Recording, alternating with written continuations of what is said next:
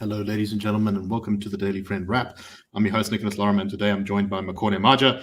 And let us get into the news of today. And the first thing I think we should talk about today is that the 115 businesses, CEOs who recently signed a letter committing to build South Africa have warned President Cyril Ramaphosa that if urgent measures are not taken soon to address the country's energy, logistics, and crime crises, that unemployment could hit as high as 38% by 2030. This is according to modeling and projections they've done. It's not just a number they picked out of thin air. And they are assuming that there will be an average economic growth between now and 2030 of 0.75, which is really low, but kind of seems accurate based on the current course we're on. Makone, what do you make of this? I've been a bit skeptical about some of these businesses and how much of an impact they really are willing to make, because I think that they're not grappling with the politics of this in an honest way. And yet I am glad that they are highlighting the desperate economic situation that we're in.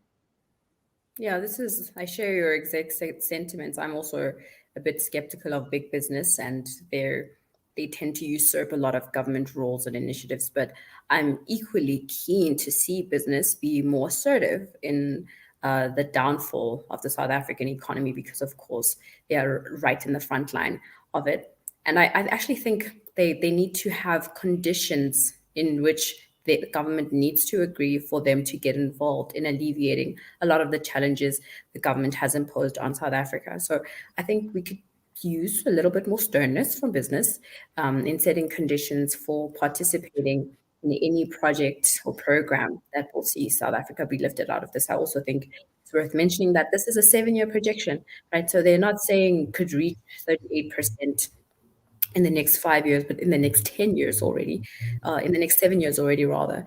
And that's quite concerning. In the next 7 years, a lot would have happened. The South African population would have grown, which means infrastructure will be far more strained than it currently is.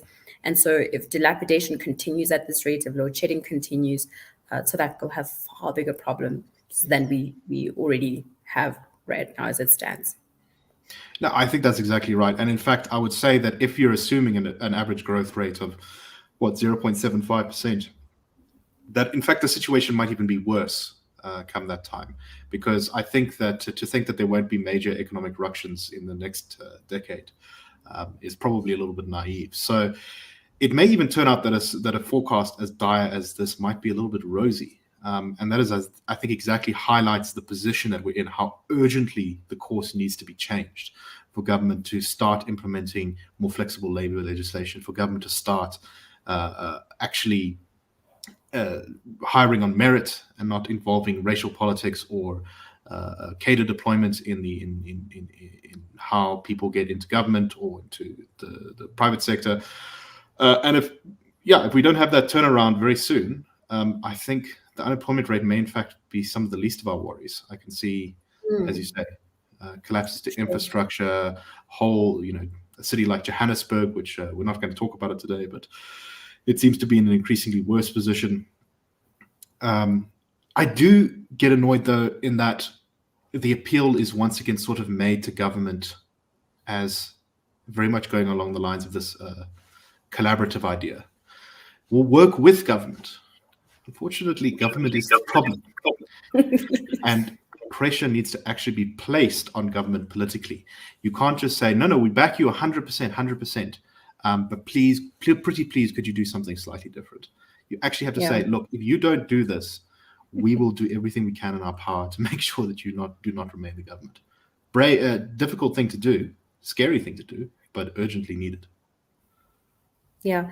So CEO of the CRA, John Andrews, usually uses the phrase that government or business rather needs to be a context maker rather than a context taker, which they historically have been. That's their role. They've accepted the set of conditions governments have presented to them and sort of have acquiesced along, despite the fact that they were led down a glib path.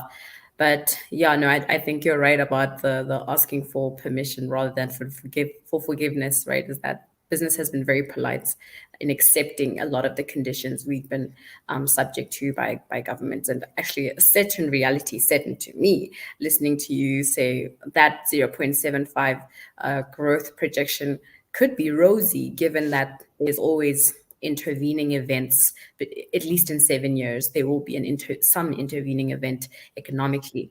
So it's not exactly hopeful to peg our hopes on that 0.75 projection. Right. I mean, look at the last 3 years and you can see exactly how tumultuous the world has been of late. Okay, let's move on to our next story. And this is about the Makone municipality in Limpopo, where members of the Independent Municipal Allied Trade Union and the South African Municipal Workers Union are very upset about the process for appointing a chief financial officer. Now, this may not seem like an important story, but it's a kind of a microcosm of the way our municipalities are run across the country. This position of who the chief financial officer should be has been vacant for 5 years. So there has been no one except an acting person in the position for 5 years. There were apparently interviews conducted recently by the municipality to see who should permanently take the position. And the unions say that one candidate, the acting candidate, scored far higher than any other candidate, and yet he still hasn't been appointed. They accuse the ANC's transport MEC in the province of interfering politically because he wants his own candidate appointed. He has claimed that the interview process was manipulated, and therefore that they're not going to go ahead with the appointment yet. Bit of a mess, but not unusual for South Africa's rural municipalities. No, I'm actually reminded of the lashing Chief Justice Zondo leveled at the then Minister of Transport for a similar event where the board of Transnet was left vacant for many years. And what the Chief Justice essentially said was that he rendered the board useless, dysfunctional, because it could not co-rate, and so no meaningful decisions could be taken as far as the state-owned entity was concerned. But I'm also reminded of a very recent event where the SABC board was finally appointed by the president after months and years of a similar thing, a vacant board, again rendering the SABC, which is in a lot of financial trouble, as we've since come to learn, dysfunctional. But these sort of things are to be expected, where the door stoppers, the checks and balances that are supposed to be in place to guard against corruption, to watch the purse of these government entities or municipalities are left wide open and vulnerable, right? So it's very telling of a lot of what happens in South African government entities, and certainly no surprise to see this at the local government level. Okay, let's move on to our last story for today. And this is concerning the BRICS summit, which is going to be held in Cape Town in a few weeks' time. And now there was a lot of news focused on this because there were questions as to whether Russian President Vladimir Putin was going to appear in person, which would have caused complications with the South African government, as there is an arrest warrant out for him concerning issued by the International Criminal Court, to which South Africa is a signatory. Putin, in the end, has decided that he's going to attend the thing virtually, which has saved, I think, the government some hours of nervous sweating and difficult decisions. But it has, I think, probably reduced the sort of impact of the summit. Now there are signs that Indian Prime Minister Narendra Modi is maybe a little bit interested in attending virtually as well, rather than in person. And there is some speculation based on claims by some Indian officials that this is really because India is not as keen on being part of the big BRICS group as it used to be. And in fact, it would like to pursue closer relations with the US and with Japan and with some European countries. And it's also got a growing antagonistic relationship with China. India, after all, has got territorial disputes with China. There's sort of great power competition between them for control over the Indian Ocean and Southeast Asia. And now there have also been major bans of Indian technology in China and of Chinese technology in India. So, Makone, it really seems to me like the big problem with BRICS is that the I and the C, India and China, really don't see eye to eye. And that fundamentally is kind of a flaw in the idea of BRICS as a unified group. What do you make of this? They don't seem to unite on a similar set of values, right? And I think that's what's causing the polarization between the parties.